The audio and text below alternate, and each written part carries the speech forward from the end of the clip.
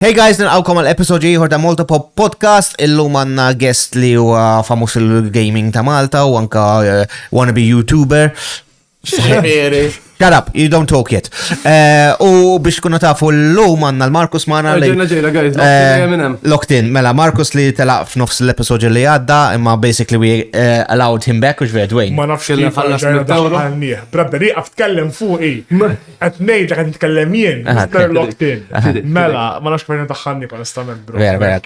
Għamilna vote u speċi għadna ħantuħ ċansiħor. Għax we love you, bro. Għax we love you. Għax konestament barra, bro. U biex kuna tafu l-episodju tal-lum Markos ħajmexxija, so the flow. Anyway, alright, nibdew intro u nibdew. Mux ħajkonna podcast, kulħadd għandu podcast, il-butcher ta' wara għandu podcast.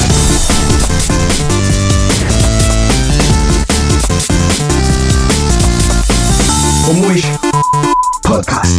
Mela, tlaqna l-lum ħan najdulkom minnu l-gestana għanna il-Jekk Mifsud. Jekk Milf Hunter dak. ħafna nit jgħidu li Milf, Li action Jekk Mifsud huwa il-owner u creator ta' PULZE li huwa content creators f'Malta, YouTubers, kienu at one time e-sports competitors li marret vera tajba ħafna mbagħad nkellmu fuq dik. Imma qabel ma nkellmu il-Jekk fidej Markos. Mela, għall-sponsors nixtieq ringrazzjaw il-Miniature Corner Studios li tistasibuhom ħattart, mumma wieħed mill-gestana li il-Rexor, jek tiftakru, għamna dan il-3D printing, anything 3D printing li tixtiqu, jaqdikom bil-qalb kolla u koll thank you is-solo Caffe tal-Caffe li jaqduna ta' kull episode għax ikonna bżonu u koll, especially, u koll u t-sasibum u koll iġna xar, u għanna l-Patrick Prince tal-merch mugs li għanna u koll għarra ġej. Jgħet fuq u koll għanna l-merch, iġifiri, ikolkom zon xie custom design fuq xie t-shirt u għanka vibe. Zomma, għadax kont għanajt madonna. Vibes, xie? Nothing. L-vibes ma jtunix. Vibe ma jtuna xejn, bro. Lażil bajtu bejka ma jgħatu vibe, ketċaw. Insomma, ejja xkon. Imma insomma. U koll nisċi ningrazzjaw dKaseFactory li għamilna il-phone covers u koll. Kun t-xirġi custom phone cover li t-ixti u jaqdikom u koll u t-sassibu s-sibuħ l-istess ħagġa ta' Patrick Prince u xumma l-istess nis. Markos, tetta fon blammenda u Brazil. Għattara lista, bro, L-ostri, ma narax il-lista, edda l-izoffiċ, ma narax. U nishtiq ningrazzjaw il-Planet Console, Anything Gaming u Geek Related li tixtiqu. T-sassibuhom u koll Birker Kara, u koll minn nis li jħobbu old music, per esempio vinyls u DVDs u għek, t-sassib għandhom il-vinyls u koll. Issa. VHS. VHS u koll. Jek għassem il-vinyl, niftakar li kena bil-vinyls, insomma. Nibdew? U ningrazzjaw obviously lilkom il-patrons li t-supportjawna b'2 € per month. Grazzi ħafna, nishtiqu forsi tejnuna ħafna u ningrazzjawkom ħafna. U dawat ħanamlu xie events li ħajkonna xie cinema days u morru noħorġu naqra ma'kom u naqra crowd, interaction ma'kom iktar. Palissa konna busy f'izmin il-miliet. Jikot ħansemmija, to be honest, ma konx xert, jek I was supposed to mention, naf li bdejna nitkellmu fuq. Ejja, we're gonna do it. Imma onestament, aħna time schedule stana kollha busy, so now they don't align sometimes. Imma vera, guys, honestament, we're gonna start. Għafana jlek, biex jinkunu naslu, jekk ikon iktar patrons, mux biex napprezzaw il-patrons di għanna, ma jekk jitlu iktar jgħinuna biex iktar ikon iktar ċans. U these events, we can actually film them if you want to be filmed as well. We can actually do a whole entire video of it as well. Le, għax aħna, per esempio, biex nlaħqu ma l-affarijiet kollox li namlu fil-podcast, u għaparek irdu namlu other things. Imma għalek, patron jekk jituna xaħġa li għassettu jgħina, so forsi ma namlu xaħġa oħra, u nistan fokus jaw iktar fuq Malta Pop, li għdajem najdu. Anyway, so, somma, nipprezzaw kolla, as I said, 2 € bis. Inti, mela, it's back to the flow. Markos, fidejk, tassi, l-ewwel question il-Jekk. Għandek ballaħit għandek question ta' għax tandek. L-ewwel question. Mela, kif inti Jekk, għarajt jo? Dik l-ewwel question ti Madonni. Kif it, bro? That's the first question, bro. What do you mean, Jay? Oh, yeah, brother. Ħanibdew. Mela, meta kxejt l-ewwel darba kien. Tista' tajt li għal xi se tissaqs diħek. Għana mux partu bacon. Dak il-Patrion, sorry. Għana mux partu bacon. Alright, tibdu bil-tajbin, mela, Jekk, ħanibdew bl-iktar ħaġa ovvjament li kulħadd ixtieq ikun naf. Kif inti bdejt, inti oriġinament bdejt streaming inti. Iva. Inti kif bdejt streaming u content creation u hekk fil-bidu? ħanajdilkom xi ħaġa, tellajt il-followers darba minnhom, l-ewwel stream li kelli, ma kontx naf li ma sax tistreamja football games. Immaġna l-ewwel stream tiegħi kienet jienet nara l-logħba tal-Liverpool kontra l-Milan. Ġejt band għal tletijiem. Għax inti battu għax din nara l-futbol, mux nara l-futbol, xaġa tal-futbol. Jien ksib li tilab FIFA jew. Le, I did an illegal stream. Nice, prosit. They unbanned me, għattilhom sorry, and it's now This okay. was on Twitch, yo. Yeah, on Twitch, yes. You can. Għatadni il-klip. Darbohra mill-akta parsiet la FIFA u Mela, Jienet nejt ma toffi kif għet naqla dawn il-viewers kolla. Għaxet jaraw il-loba. Għattillu xej ħansir miljonarju men at the end of the day. Imma mbatt nara l-stream waqaf at some point u ġejt band. Bro, I'm gonna be famous. Ma kumux problem mux lejlek il-Milan u l-Liverpool. La ġġala zobbu minn da mill-lijala. Dobdew jgħidu, s-sabbel jgħid, nismax dik jgħid. Anzi, għala, lo ġej, kan nismaw il-baloba, bet. Bro, għabtkellem. Switch off your camera, bro. Kabbar il-TV, please, jek jirko, bro. Intu kont t-rekordja bil-mobile u check like il-mobile. Le, from OBS. OBS. OBS, So I was full on streaming The loba. the logos, like, You know how it Allora, sorry, mela, di, ma bilx naqa research għabba ma tamel l-akil. I was like 15, 14, man. I was about to ask. I was like, I think I was like 14. It makes sense, to be honest. Bizbaw tu kon zaħira u kol kont upload jgħid naqa. Porn? Li point. Li kont upload jgħid naqa copyrighted content that automatically get blocked, man, ma I was young, I didn't know. Ma konx naf. You're a younger generation, bro. Like, suppost kun taf, Vera, daw l-affarijiet minn Like, you just started streaming. That's some konx naf. Emma, to be fair, if you started streaming at that age, or like me and Jake, these things, you're not gonna know them from the top of your head. Ma kontana Twitch, kontana xeroba futbol Twitch. Did you ever see a live game and just literally... Eh, la, I thought it was allowed. Yeah, but like, Mela jinnaf. you were the pioneer. Sema, bat, mela, wara il-disaster tal-Milan u għalmenu rep full Liverpool jew. Ejwa, minna li, mela kienu repu Champions League dak iż-żmien. Mela. Le, u mbatt wara li ġejt band, iġifirina like bdej b'xi 300 followers on the go. Il-followers hemm baqgħu, il-viewers, il-average viewers hemm kienu, iġifiri mal-ewwel ġejt dawka u l-affiliate jew x'inhu. Mela, ġiri, issa nistream, issa ma nafx xejn. Affiliate, u għej, ta' tinsija daqsek, Naf. Ilek ma t-streamax illegal game. Ilek ma t-stream. Issa hemxilu, l-lejla mill-NFL stream jaħħaw. Mela. Kontroll ta' PS5. Guys, xtamel, ħajdek xtamel. Bazzikament, issi ma n-neffel, ma bada fena screen zaħir, għabel game, għabel Subway Surf, they won't get you. Twitch, the YouTube, this is all a joke, don't get into shit. Għala tobbi ġok, jek naqla li rek ħanamel. Una bil-matter, Ikun television fil-korni, just il-loba, jgħafena ek. U minn emmek kumbat insomma. Complete. Dejt, like, nilab il-lob ovvjen stream. Content pala loba dak iż-żmien. Fortnite. Fun fact. Jiena tħalt. Fun fact! Sorry. Staċ tajt, bro. Mela, fattura vera. Li jiena tħalt fil-Maltese streaming community ħabba fikont. Kont kien irredjani funny. Mbagħad minn dak iż-żmien kont ħadlu fil-Discord tiegħu u mbarat. Mela. Edmin għalija. U fil-fatt kien ħabba. Mela għax dak iż-żmien kont ħbib ma' Mokka. U għal biex jirrejdja lili. Fatti ma dakx ħbib ma' Mokka, xfer. Ole,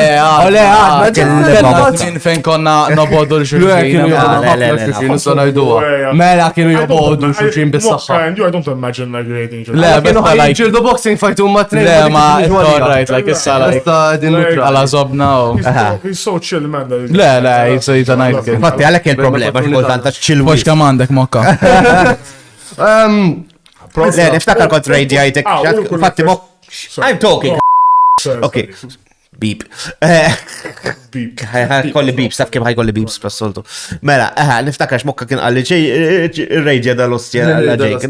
Zoppu da. Dak iż-żmien kont diġà naf u lila għax kont dilab ma' Comfortnet u hekk imbagħad kont rejġja dal-ostja. Jien intaqid miegħek l-ewwel darba wkoll fuq l-stream. Niftakar kontet nilab għala fakin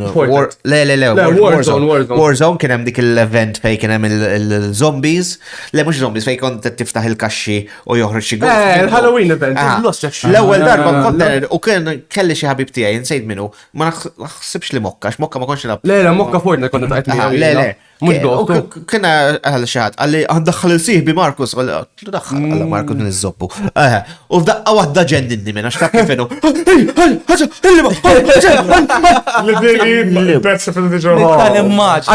could not imagine like 4 years għaddi tingelmu da għara fil-event. Għadda hyperactive man. Markos, calm down, bro. Zoppetta. Konna, jiena, inti, jiena, inti u Justin konna. Mistake, I don't know. Dak iż-żmien 13 kont jew. Asna, kelli. Xi 4 years ago. Le, 14, 15 kelli. Oh my god, actually. Fabuż li naf matfall. That's great. Mokka's always our first like commenter, so You're fucked, ġivir, boxing paċċi, insomma. Issa, morru għal-limis. Umbat, per esempio, streaming you gave up għax kont useless u xver. No, like... You couldn't live stream anymore. Kiku mux football you gave easy. Isma, jiena, mux ħa noqgħod niftaħaru hekk, imma jiena at some point, like, qabel waqaft, kont like naqla a good amount from Twitch. Le, like from playing like Fortnite kont naqla na flus. What bro, man. I'm joking. They never say, Isma, do you want more promotion? You want more Yes, every day. Il-bot kolla No mela, Le, ma jena dak iż-żmien, like Fortnite kont average around like 30 to 40 viewers at some point. It was the OG season. Like season 10, season X. This was like a year, not a year, 2 years ago. 2 years ago now, around I think chapter 2 or 3 it was. Fortnite's like... No. It was before the OG season, so after season X. So chapter 1 that would... No, it was chapter 2 or 3. One of whatever. No, chapter 1. Chapter 1 was the OG. Like I would get like a good amount of money from the people that would, subscribe. So... No, to be fair, you were one of the... You grew... And I think I had the best, like, average viewership. From like without sabatons or No, definitely. Even I remember very, very, very well. And then eventually we ended up doing the streamer football match, the first one we ever did. And then me and Jay became really close. I know for a fact you and Omar used to play football together, no?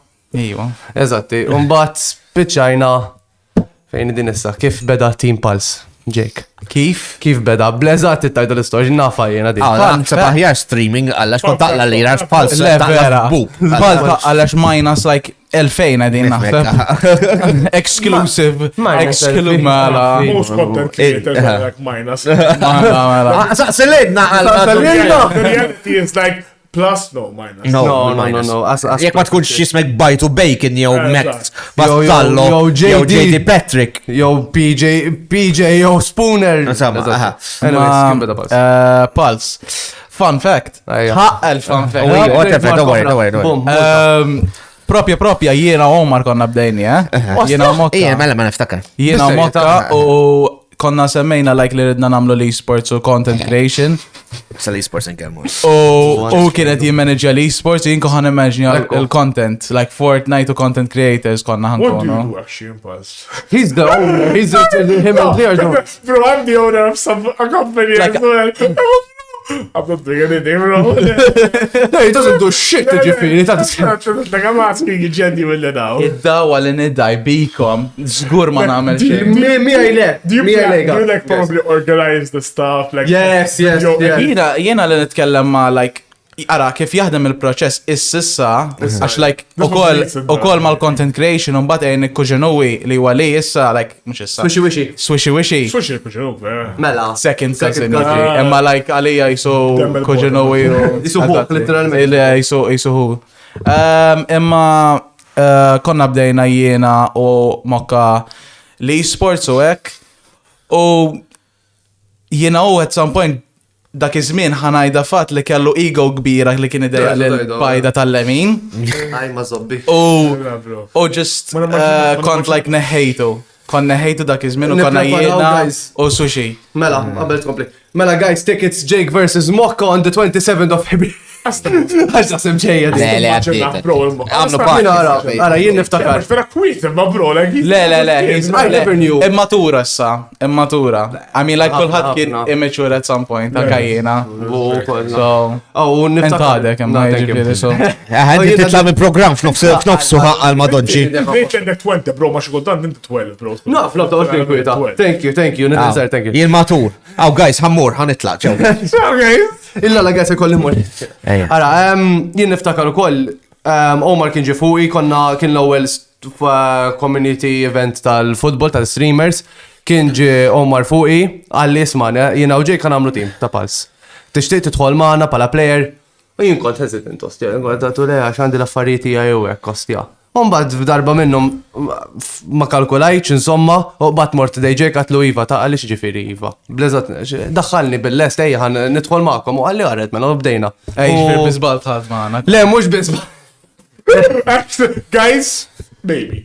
Le. Umbad, ti u koll kont tħalt maħna. U jien konna tlaqna fl-istessin. Mela. Ma jena basically, ma jena basically għax ma kienix ċans namel fucking xej.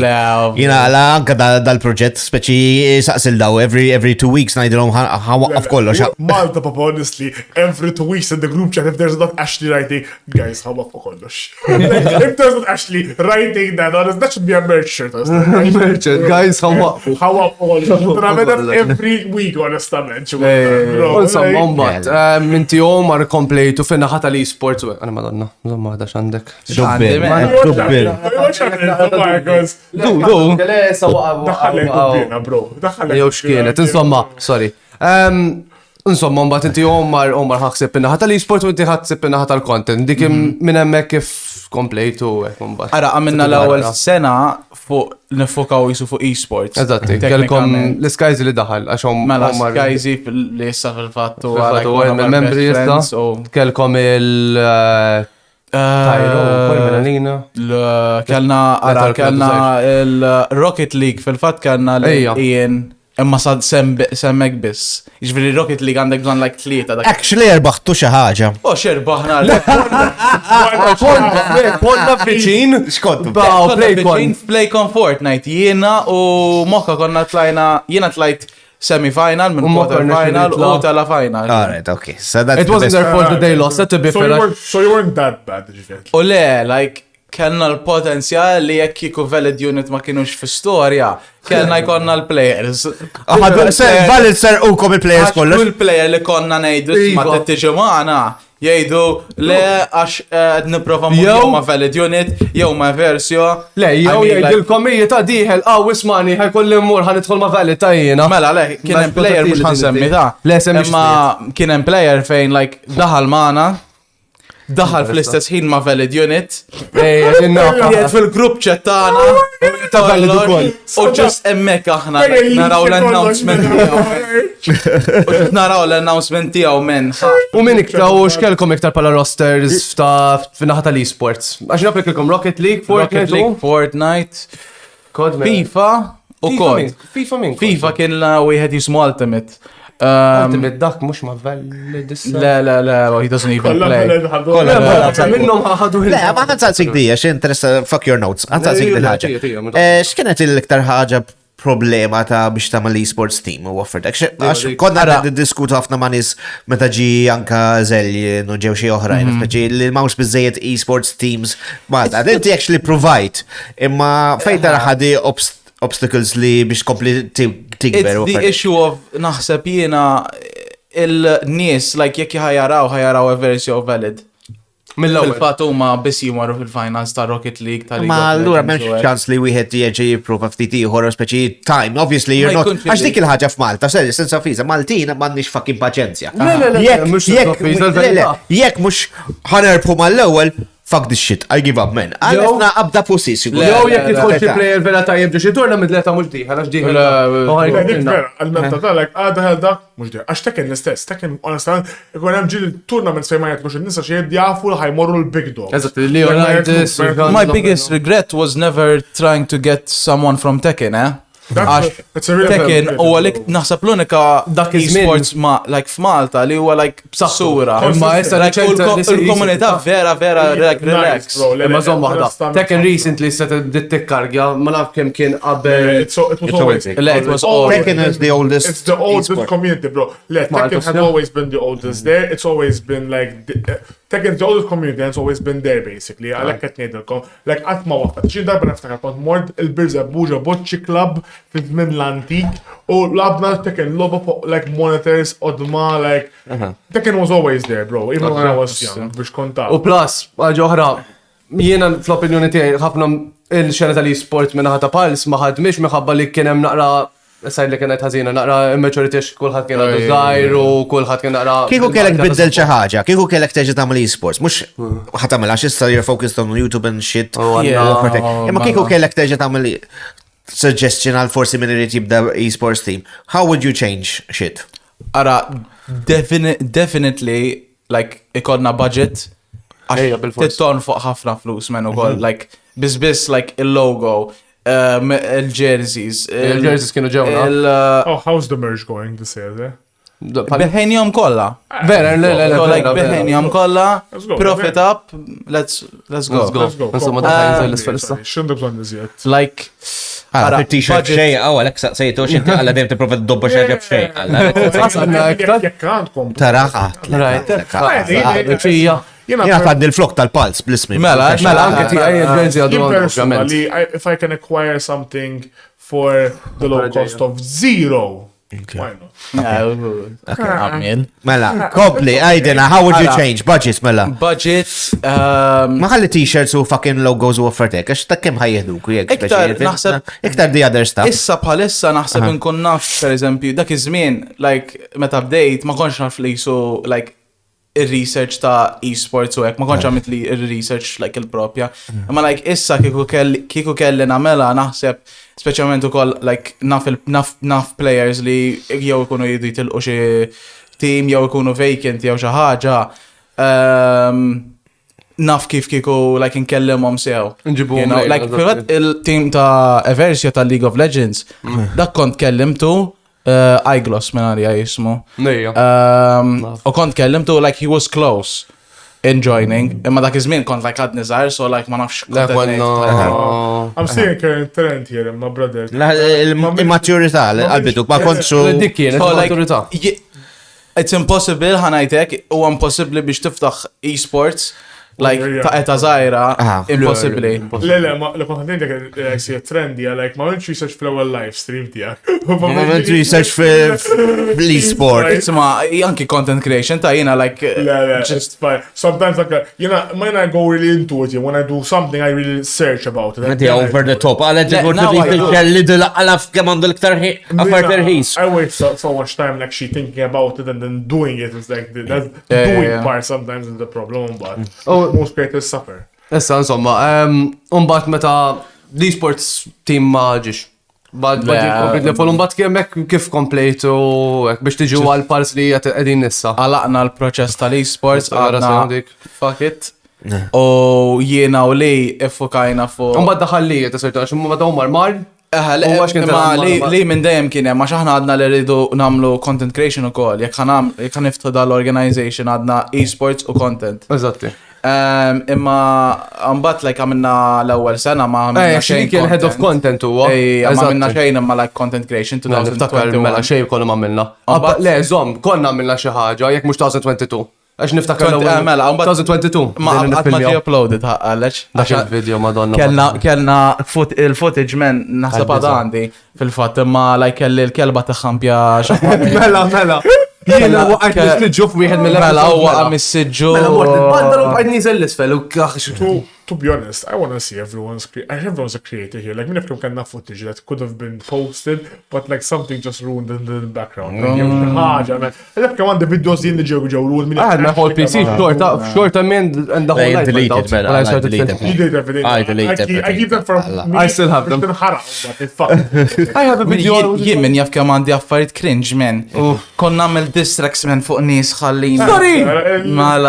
Meta kont żgħir, man. Jiena u li konna minna distract darba fuq wieħed daqta. Għan nismaw, askonna. U x'nismaw. U nafli għal-minetta. Kont,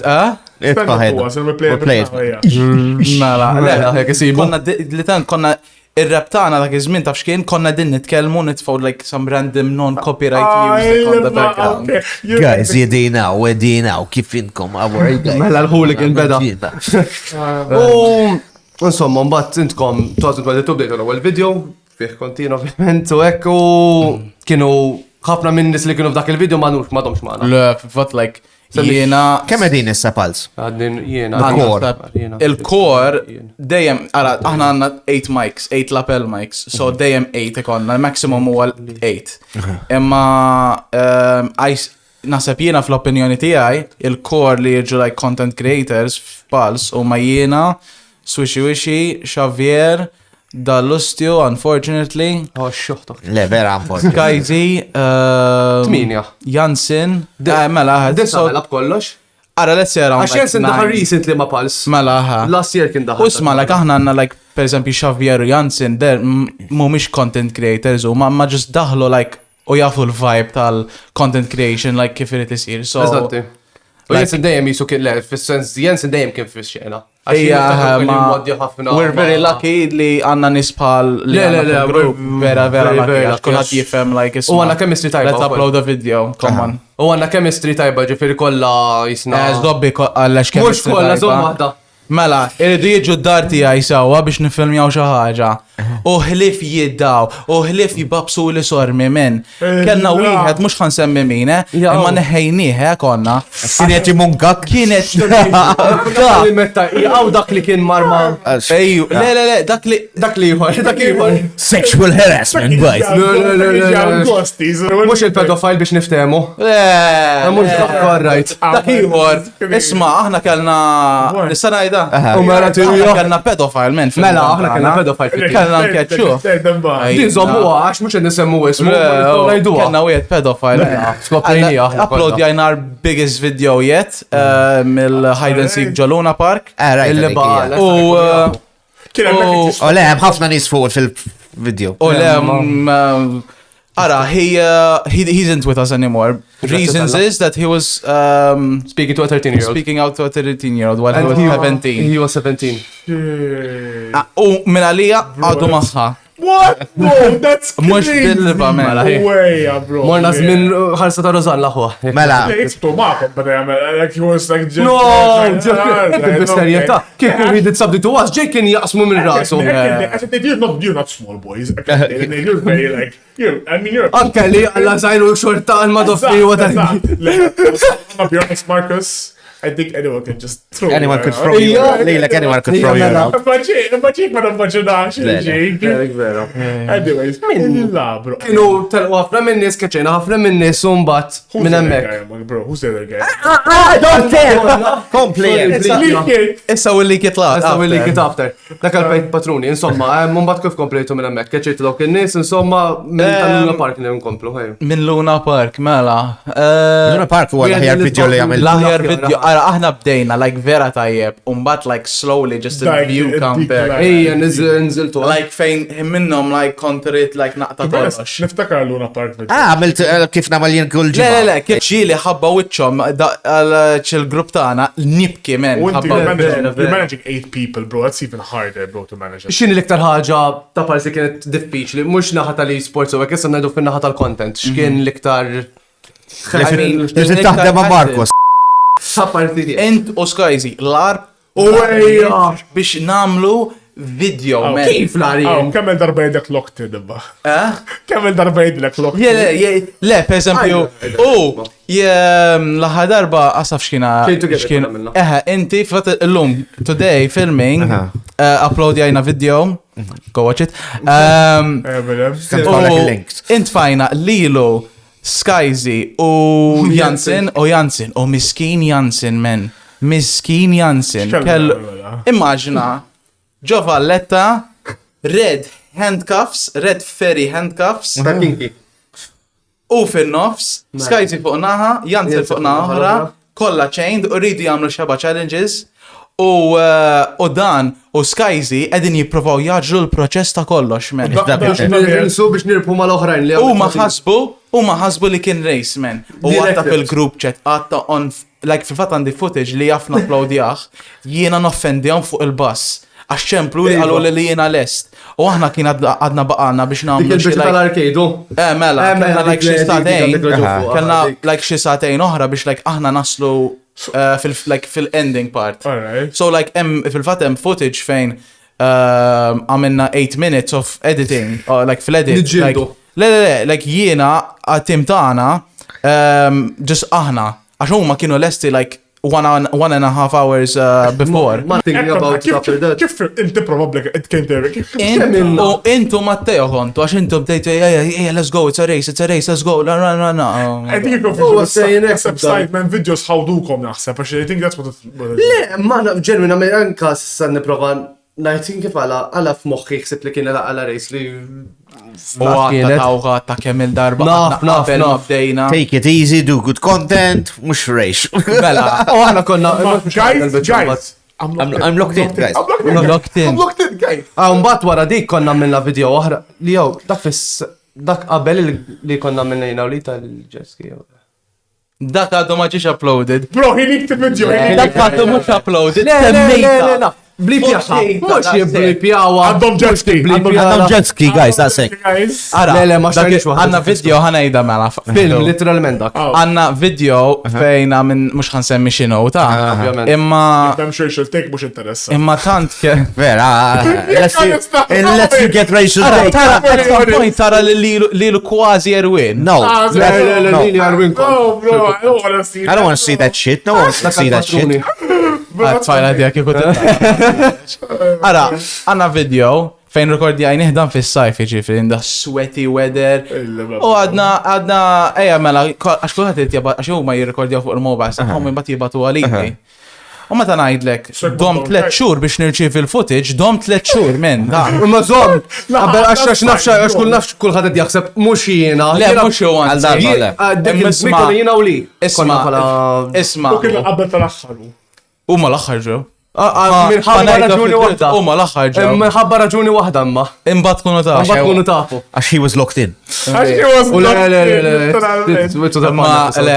Ara, meta nagħmlu dawk it-tip ta' videos fejn like nagħmlu races, per eżempju, għamilna race across the country, għamilna like bingo, Giovalletta, għamilna like xaba like random dik bingo Giovalletta kienet ħarġet TikTok ta' Skyzy, mela għalek views u għosja kullħat beda minn hemmhekk jisna kullħat beda jaraf l-Skyzy mbagħad kullħat tu jħor u hekk għax Skyzy kien għamel tal-mara ħox nefsi.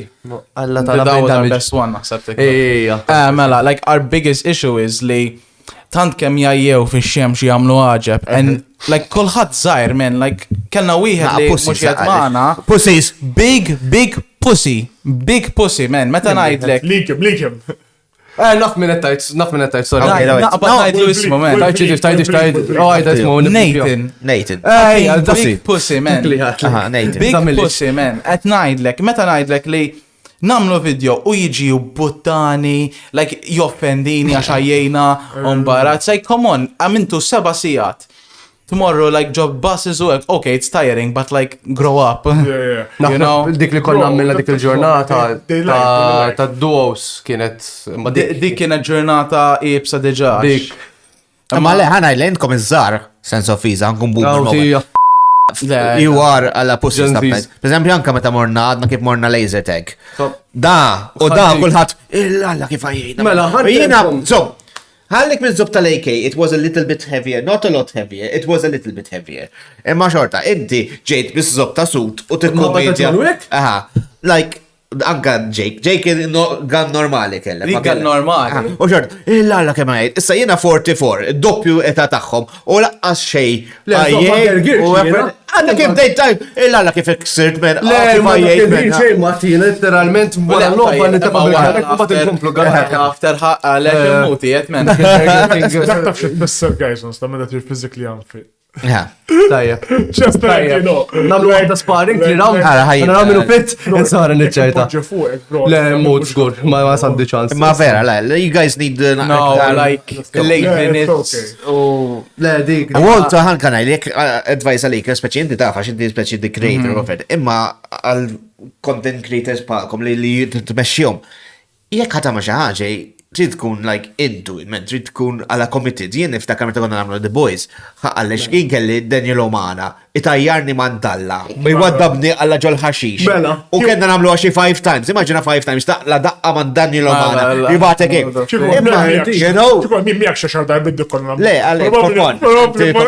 You for fun, imma just jibda s-sunu dik storja oħra, jekk qed tagħmel pereżempju ċertu You committed. Mux tan, imma speċi you commit to the video, you know. Would give it the first clip. It would be good the first clip. Guys, let's do it tempo. Emma, like, now, I think, issa kulħadd like committed for like issa specialment like għanna kemm like għalaqna 1K fuq YouTube issa wara Playcon. Like kulħadd jaf like kemm jafuna nies għax ġieli like during videos kanna video li ġi unreleased li like kena żewġ nisa ġus jipprovaw jieħdu ritratti men u like so jafuna nies minn jafuna żgur ħafna minn nies anke meta noħorġu barra kollha li aħna hekk għall-buzz. Nis jow jgħajtu, għara skajzi. Meta konna morna, New Year's kien, morna Starbucks kien hemm persuna, għarafni, għastaf minn kien. Għalli għara Markos. Għata rajti.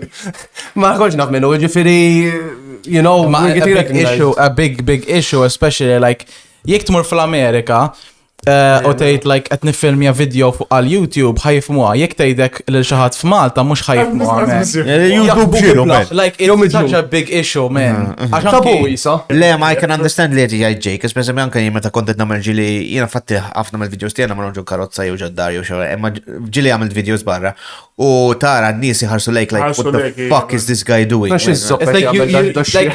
You feel embarrassed to do something but like waqgħu il-moral like ma fil-fatt, like, jiena vera nixtieq li nara grupp bħalna li jagħmlu minn dawn l-affarijiet. It's crazy. Honestament, I do admire that 8 of you actually come together and like still make it. It's hard, man. 8 people. Mala, ara ġili konna like nafu li rridu uploadjaw video ma jkonniex biżejjed għax kulħadd jew il-bleżamijiet. Fil-fatt like jiena ma niffilmjaw minn Christmas ħanejdu hekk imma like ma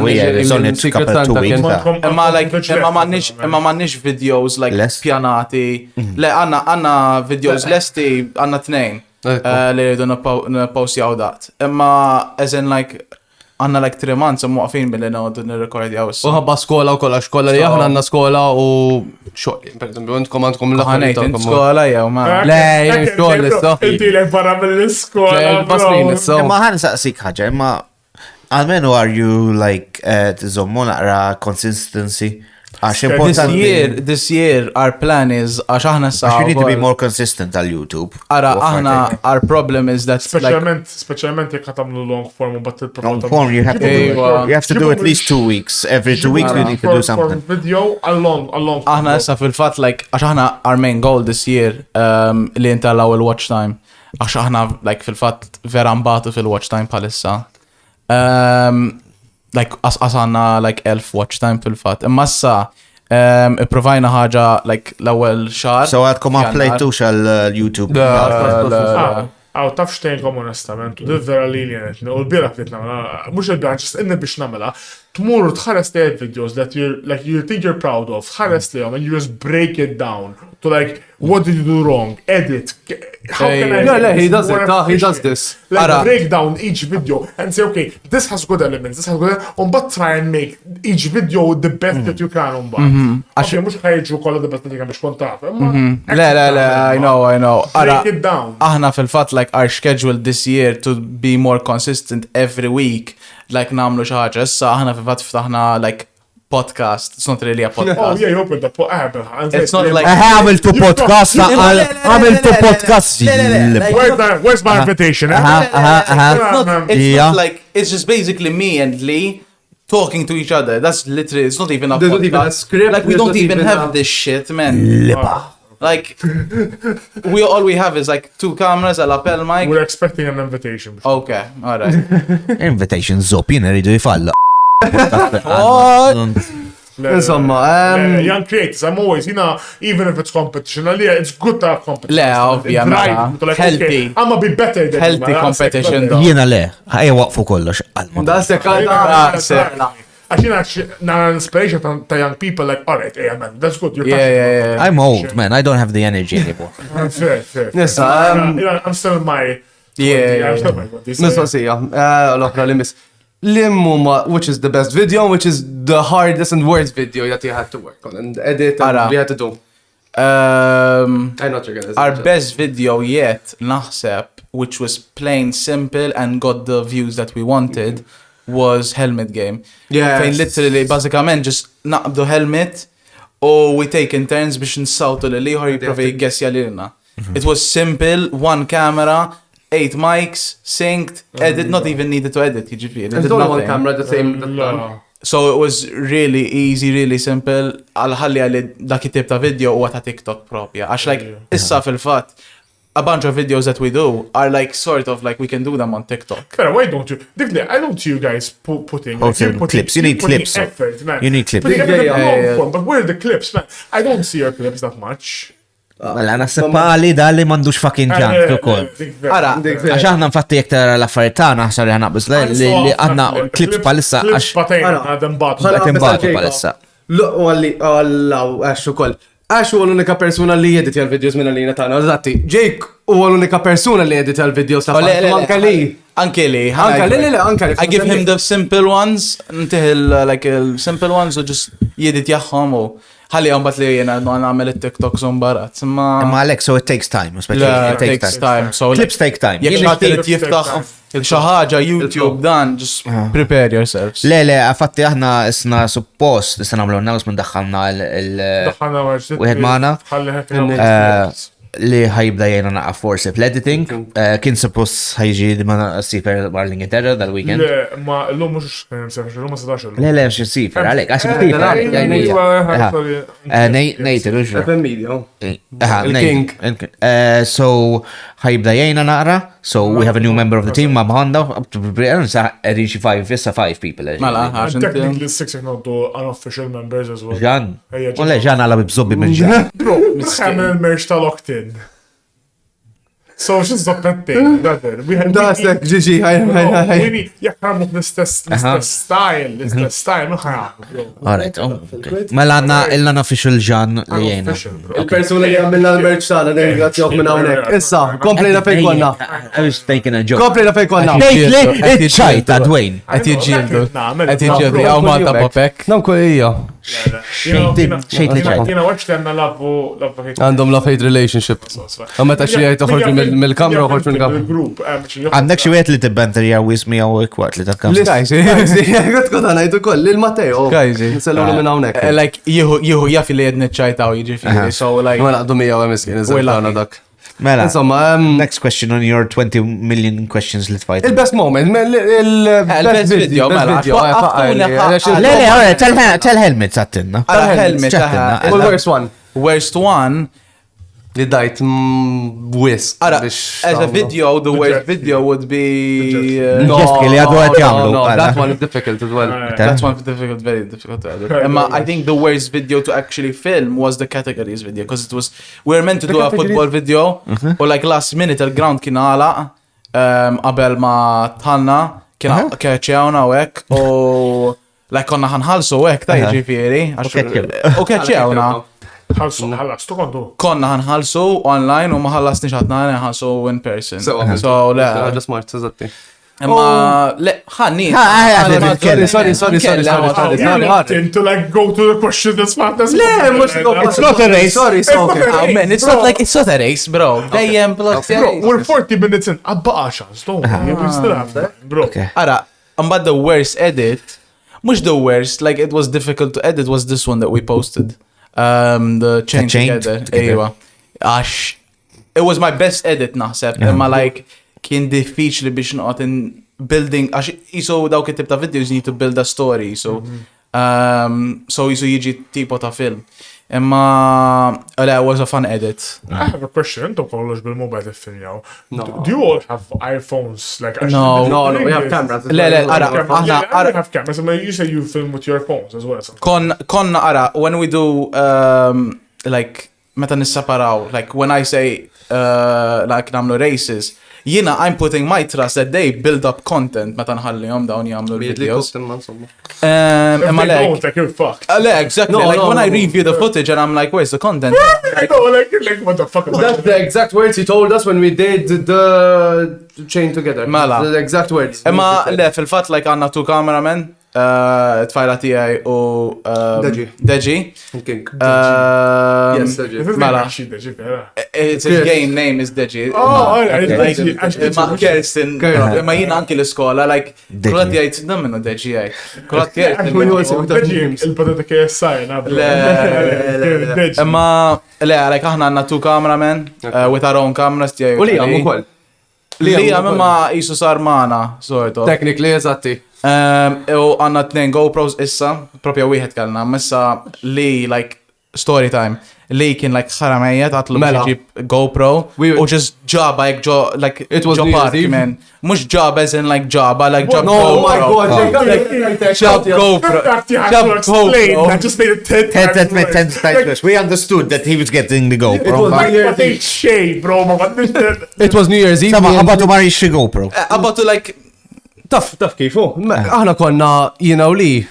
It was New Year's Eve, konna ħara jina u dan, konna morna Hastings, ċerna McDonald's, f'daqqa wahda jieni edin samna. U it was Jake, Lee u għana, u Deji. No. Lee just goes on his phone. Għabatu ordna way. More Amazon, he bought a GoPro. So and I hear this guy fucking screaming, are you fucking serious? To be honest, it's cheaper u aħjar il-GoPro, bl-accessories, extra batteries. Mela. So le, ġab deal tajba fil-fat. Amazon wahda xaħħa. Just saying FYI, like, minaj li pas ma kienx meċiex ta' to be honest. Like il-financially, like he's the finance manager. He's like at a minus. Ili joħroċ. Exactly. Ili joħroċ. Jina li like, għaxu, he's like sort of like, mux jibza, ma like, ma jitkellimx manni, so fat like, jek noħorġu jirit like drink, jina ħanordna ħielu. Għax like, he's like, kif tajda, like, is that even more introvert? He's an introvert. Like, it's fine. Like, it's nothing bad, ta' ġifiri. Lemma li jinkellem, ma maybe I should try to so liva jitkellem. Ma jekk jixrob. Għalli għal-ma doffi men jista jitkellem ma' l-president. He starts speaking with everyone, Għadda għannu zobbu ma tajnu Markos ħadni biex Ma. Flejko kif ġennin like he's a finance like sort of guy. Minajru, we're like, we wouldn't make one video. He's your sugar daddy. Yes. How much money you owe him, man? Wow, it's small. Yes. Your sugar daddy. So fil-verta, PULZE Is- minus mux inti. Lee. Għara, jena għandi GoPro li xajtina u kamera li xajtina u għandu GoPro u għandu kamera l-istess ħaġa għanna.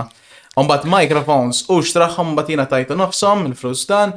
So like, equipment-wise... 50-50. It's 50-50. Umbat when it came to like videos fejn kalla natu... U daw xabba da. They just show up. They get the Basically jablu, pa ma tamlu intkom it-tnejn. You show up.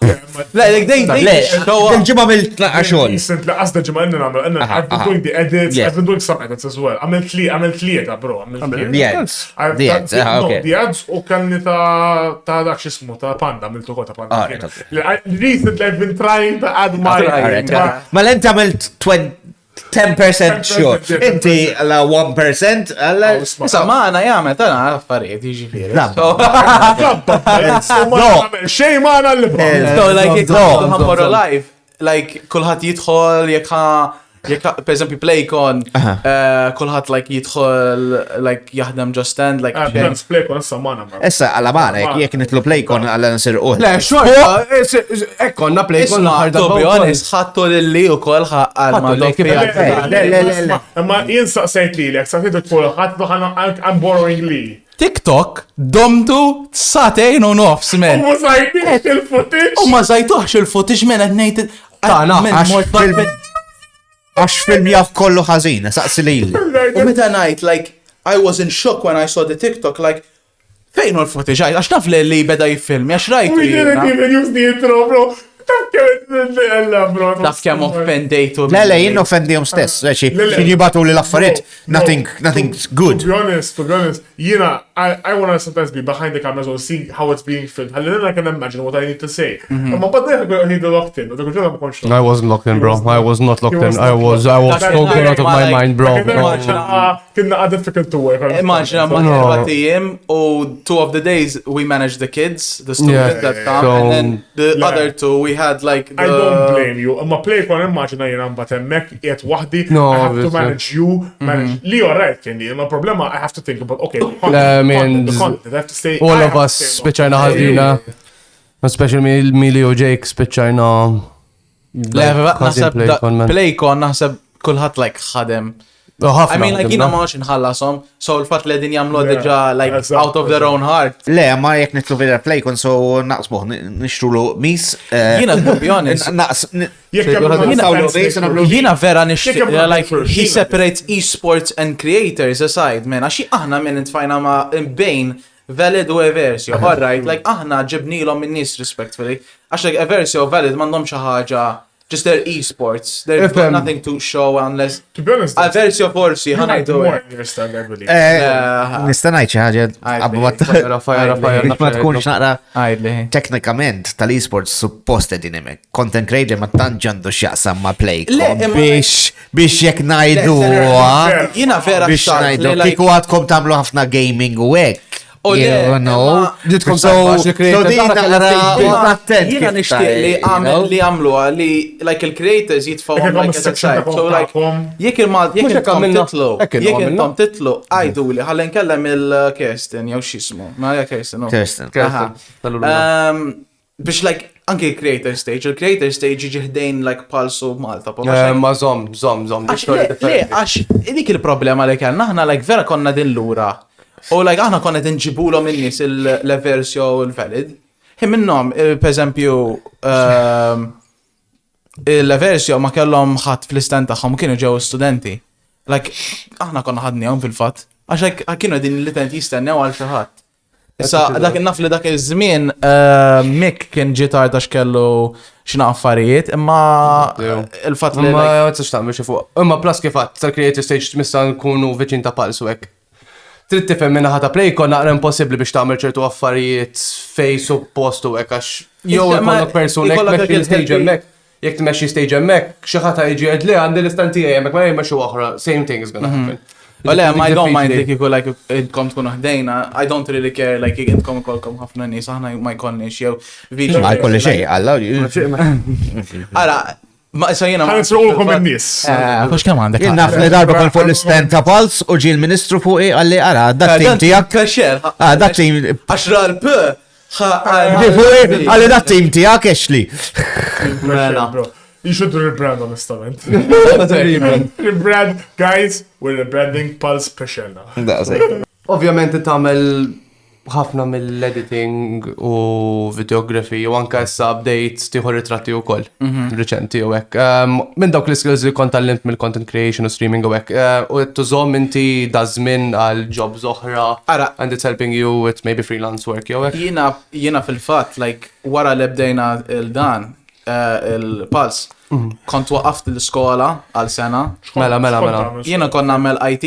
Like hardware u software development. Not in the field of content creation at least. No, like in creative art one, so Le, fil-fatt jiena mbagħad għamilt sena għax jiena kont diġà bdejtu l-kors meta bdejna PULZE.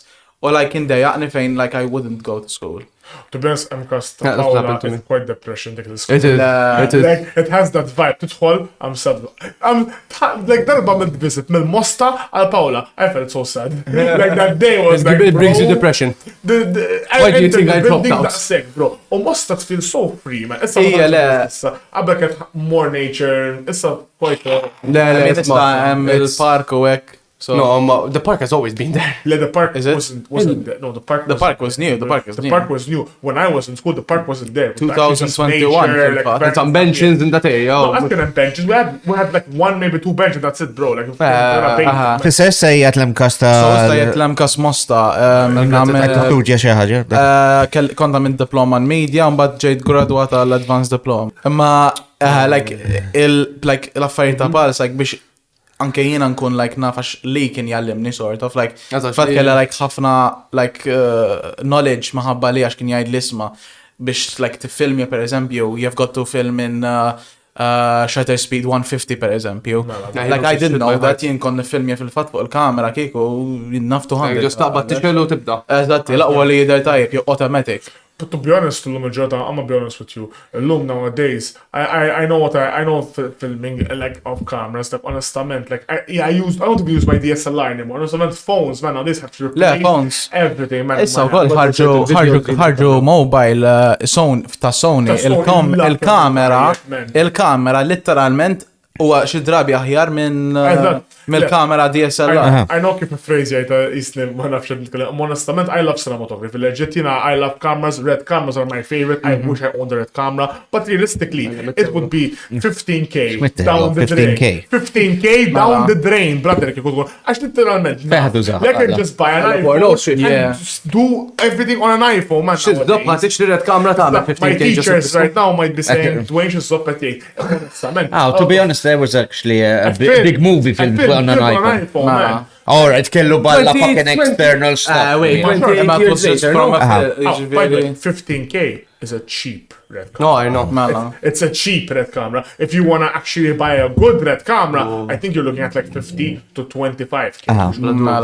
Ma fil-fatt, issa I'm sort of like more going on the editing side. Alright, okay. So like I understand how editing works, okay. Yeah, I enjoy like my favorite thing is instead of like alright, filming is okay. And like if I had to, I would like edit a TV show or something like that. I prefer I think editing, sitting down, editing. So if you had to do it in like in a triangular form, you'd do editing first, photography second, and then it would be videos third? No, videos first and photography. Right.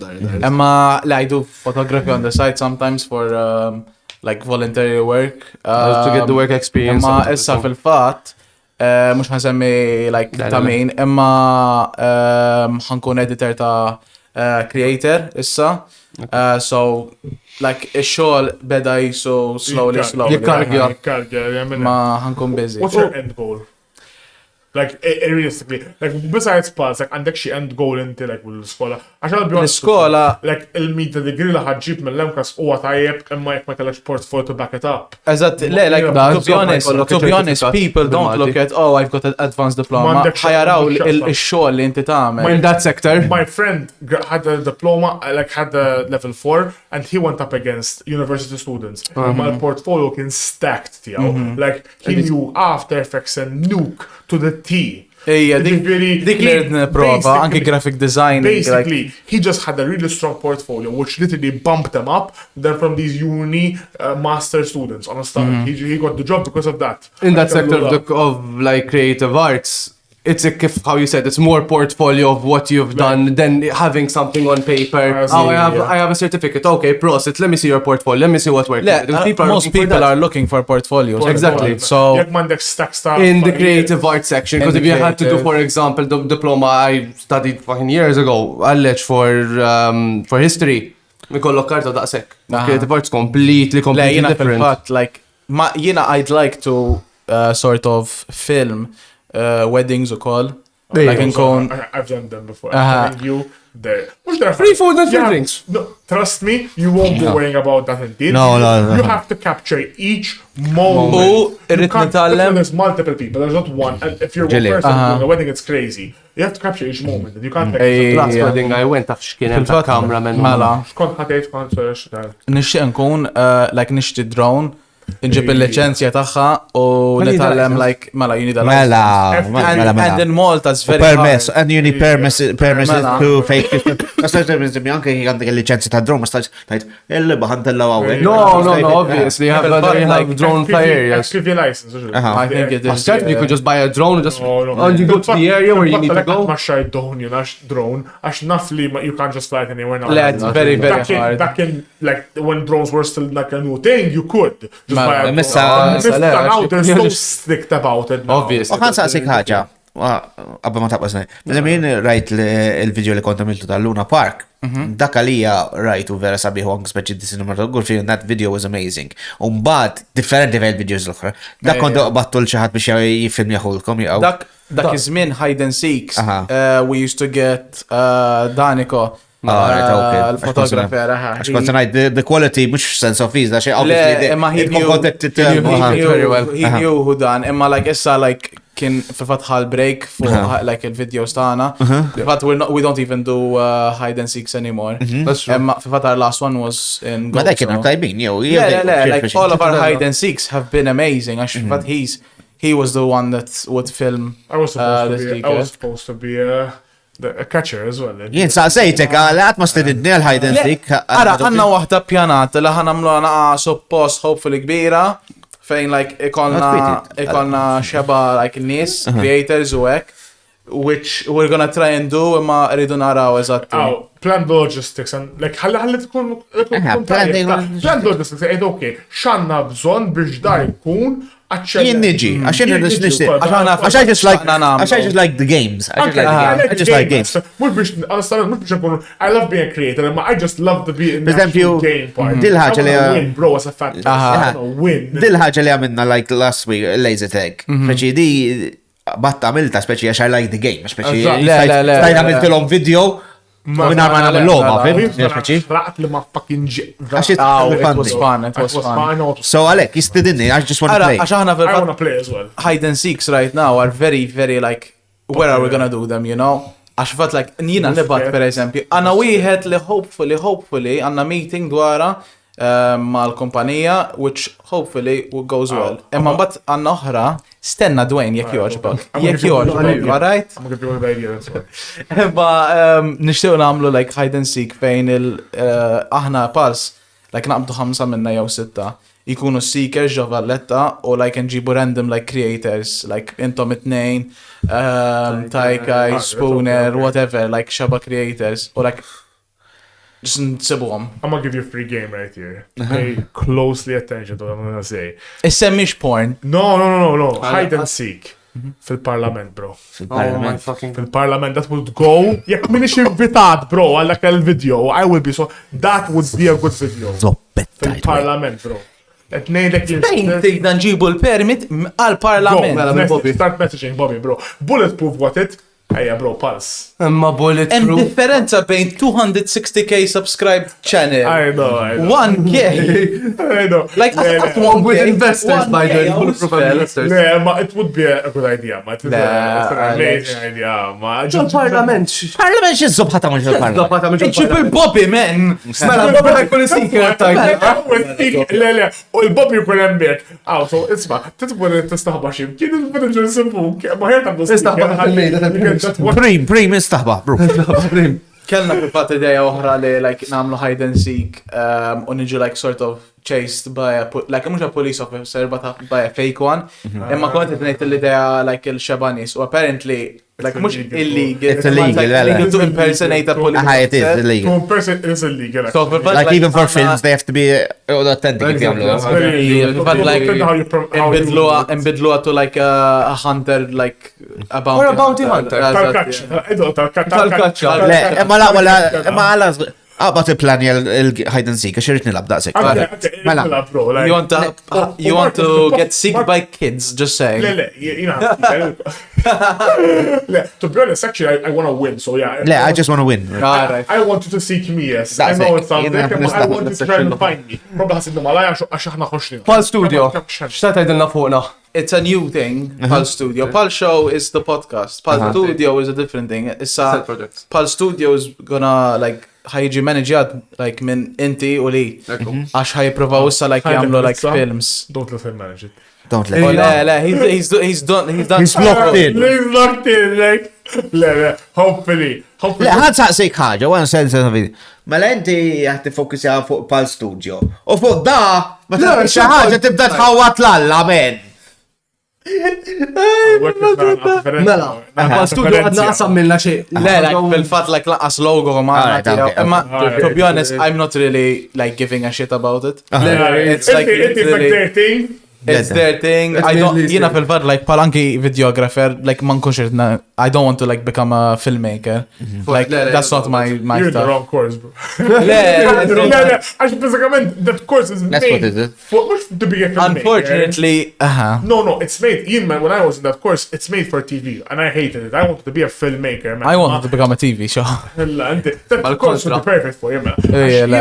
For filmmakers, they don't really emphasize on filmmaking that much, man. And I really wanted to do filmmaking, but fuck it, content creation is what I could do it. Eżatt, yeah. Imma, le, I mean, Pal Studio like, affarijiet tagħhom, filmmaking, whatever, jien fil-vadnejnom ta' ġifieri, anke fil-editing, ħanajnom fil-producing u hekk, imma I'm not really gonna give a shit. Fisse Pal Studio ħadamlu films, mini films. Eżatt, one is already... We filmed one, it's not gonna be uploaded though. It's like that bad? He's gonna sneak peek. He's like, no, it's not that it's bad. Lee went into a depression because when we filmed everything, it took us around 2 days. The film was supposed to be 1 day. The footage went to... This was the film you were telling us about. Elevator. Mifsud, alright, okay. Yeah. Lee went to try edit it. It wasn't that it was horrible or the footage was bad. Ma felax, he couldn't look at the editing. He panicked, I guess. What's the word? His mind ma kalkulax. He was overwhelmed. Yeah, he was overwhelmed. Can't you edit for him? I'm gonna try at some point in the summer. Għax fil-fatina, like, mandiċ ħafna ħin. Like, literalment, biex you give Lee the easy job. First, it was too big an edit for him. It was too big for him, I think. He's not really the editing. It was his first time, and he really wanted to do it. And he didn't want a shit film being made, and he edits it. Yeah. So, he did the safest thing, in my opinion. But he went on the X, closed everything. Sometimes what you have to do as well, if you want something to be edited, fiber, man. Like, if you really want no.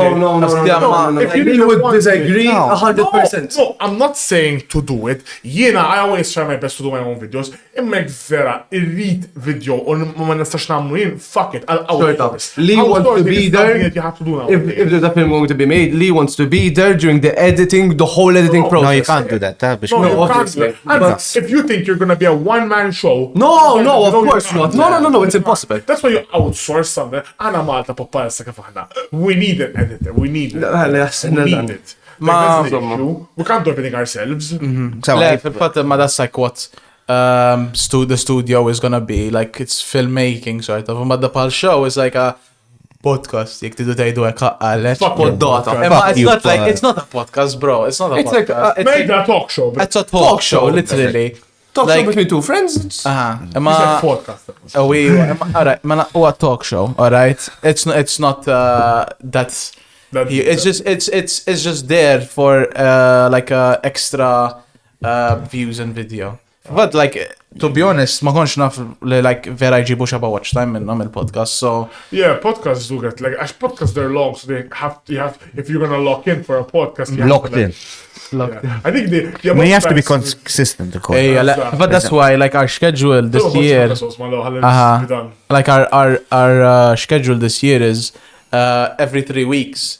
It's the same like sort of schedule. I'm like, so nibdew first week podcast, but New Year's podcast għamilna, and then this week is the video, and then next week is a live stream. We're gonna like do a live stream of playing games and stuff, not streaming football games. Don't worry. Okay. So you have the PULZE show and you have PULZE studio. Yes. PULZE stream. PULZE streams. Yes. Okay. Streaming, I genuinely You're not attentive. I'm not attentive, bro. I don't know. You're streaming on YouTube as well. Yeah, YouTube on the channel. But everything in one channel for now. Even sometimes TikTok would you guys do as well, no? Yeah, TikTok. Mateo's taking care of that section. Yeah, he knows more. Insomma, mela, going on that, għanna 4 ideas li tista' tagħmlu għal programmi oħra biex kunu iktar, you know. Ekku. Oh no. We're giving you so much. We're giving you content, man. Like, ħanġib il-laptop ħanabda nikteb. Mela, one qed nitkellmu PULZE survivors. Basically, tmorru fuq komuna u tħallihom like 4 weeks on komuna. Dak mux kemuna, dak filfa. Filfla, titfaħħaw fuq filfla. Aħjar, titfaħħaw fuq filfla. Filfla. Titfaħħaw fuq filfla. Alright, okay. Taħseb fuq this, would you taħseb li naxxilek? No pitch. Titfaħħaw fuq filfla u hekk? Don't fake the I mean, filfla kinda hard. Kemuna forsi. Alright. Potential. No phones, nothing. Ħallihom da. A GoPro. GoPro them Maries. Mela, the second one huwa PULZE Squid Games. U jina nivvota li actually killed some of them, speċi il-Markos jek tista. Yeah. First episode, bro, like, boom. First episode, bro. X'taħseb on this one? Jek hemm xi ħadd minnhom forsi you want to get rid of, this would be għalhekk, this would be the Matteo, my guy, my king. Mela, the other one maybe huwa PULZE Ninjas. Why is it? Why that face on Lee? He's good at doing acrobatics, so Apparently, with a fucked up spine, Lee is he a works. Stunt coordinator. He knows the shit. He knows about the stunts, yeah. So għadna PULZE Ninjas, you know. It's got potential if there is a set of Ninja Warrior in Malta. You know? I'm pretty sure there isn't. There was one. There was. Stasbu tamlu l-om challenges il-daw. Make Markos do it as well. La, żgur. It's out for background. U last one huwa PULZE Love Island. You know? Markos has to be the front of I can't. We have Justin as well. do that. You know, I got a girlfriend. Kill him off, but She'll kill me, man. I'll just go in, I'll take all the stuff from the fridges.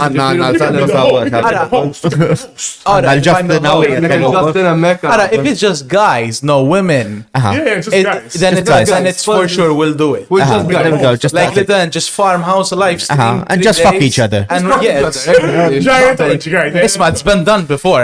So like we fucked each other. So what? yes, man. So sorry, some shish. So, x'taħseb? No, I was not involved in whatever fuckery they Allora, were doing. x'taħseb li mwieħed jinaħseb il-Love Island u għal-potential. It has again potential. Maybe the Kemuna one as well. To be honest, Kemuna, there is an idea that we actually had done. So the PULZE Survivor title-wise is a title. We want, rridu naqra commission. So għat nivetakom anzi għal-video. Alright, okay. Iġu bħala guest. I'm not gonna be stranded and mux kunta. Le, sa hide and seek namel. I'm a call up someone, I was like, Elia. Sama, għandek l-axħar xin tamel? Il-notes, guys, Il-kamera mux ħajaqbat billi ta' Anka Instagram għaddara bro. Għanna xie fucking kamera fuqna għallasna Big Brother ġejna. Id-verku ħassa s-sirkem, ħeċa. No, that wasn't the question. Wait, don't entertain me. No, time is up, man. Time is up. Last question. Kienet last question. Li bdejt tikteb. It's about the 2 projects of PULZE Studio that would maybe be coming out. Can I say about the 2 movies? Oh, le ġa kellimna fuq il-movies. Say the names, so. Anyways. Flow tal-ħara, menos. To be fair, l-lum, isman, to be fair, l-lum. It was better than Spooners. Maybe as well a project out of Malta. Issa namlu GoFundMe page u namlu l-YouTube video fl-Amerika, daqsa. Amerika d-doluri, le, zomma, mux l-Amerika. Għallija. To be honest, għanda ideja ta' ġifiri, so maybe. Ma you can go up to Għallija with one day, ma we need a lot of potential. Ma less. Money as well. A couple of us agree to it, to be fair. But we need more than 2 cars, żgur. So probably I need to get the license. I'm getting mine anyway. Alright, I'm sorry. Anyway, so mala PULZE goes to Sicily. Anyway, guys, wasanna l-axħar ħin, għatina l-axħar shout-out ta' volleġatta, a proper shout-out. Go subscribe to PULZEMT, youtube.com/@PULZEMT. Thank you so much. Instagram, maybe TikTok. Kollox, PULZEMT is everything. Kollox @PULZEMT. Kollox PULZEMT. Xu wieħed PULZEMT live streams. Xu wieħed just secret channel.